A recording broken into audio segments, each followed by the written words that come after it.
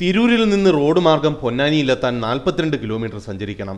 അതേസമയം പൊന്നാനിപ്പുഴ കടന്നാൽ 10 മിനിറ്റ് കൊണ്ട് പൊന്നാനിയിലെത്താം. ഇത് തന്നെയാണ് ജീവൻ പണയം വെച്ച് കടത്തുവഞ്ചിയിൽ യാത്ര ചെയ്യാൻ ജനങ്ങളെ നിർബന്ധിതരാക്കിയിരിക്കുന്നത്. ഈ മാർഗം സർവീസ് നടത്തിയിരുന്ന ജങ്കാർ കഴിഞ്ഞ 7 മാസങ്ങൾക്ക് മുമ്പ് മുങ്ങിപ്പോയത് മൂലമാണ് കടത്തുവഞ്ചിയിലെ സാഹസിക യാത്ര ജനങ്ങൾക്ക് ദിനചര്യയുടെ ഭാഗമാക്കേണ്ടി വന്നത്.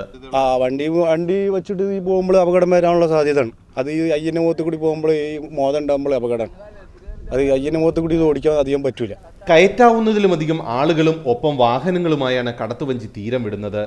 വഞ്ചിയുടെ യാത്രാപാതയിൽ പുഴയുടെ ആഴം കൂടുതലാണെന്നത് അപകട സാധ്യത വർദ്ധിപ്പിക്കുന്നു. ജനങ്ങളുടെ ദുരിതയാത്ര കണ്ടിട്ട് സ്ഥലം MLA ആയ മന്ത്രി പാലോളി മുഹമ്മദ് കുട്ടിയും പൊന്നാനി നഗരസഭയും പ്രശ്നം പരിഹരിക്കാതെ നിഷേധാത്മകമായ സമീപനമാണ് പുലർത്തുന്നതെന്ന് ജനങ്ങൾ കുറ്റപ്പെടുത്തുന്നു.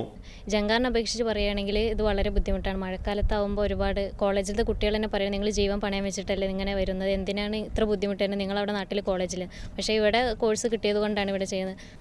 മുങ്ങിയതല്ല, CPM അനുഭാവിയായ സ്വകാര്യ വ്യക്തിയുടെ കടത്തുവഞ്ചി സർവീസിനായി ജങ്കാറിനെ മുക്കിയതാണെന്നും ആക്ഷേപമുണ്ട്. R Radhakrishnan, Jaihind news, Malappuram.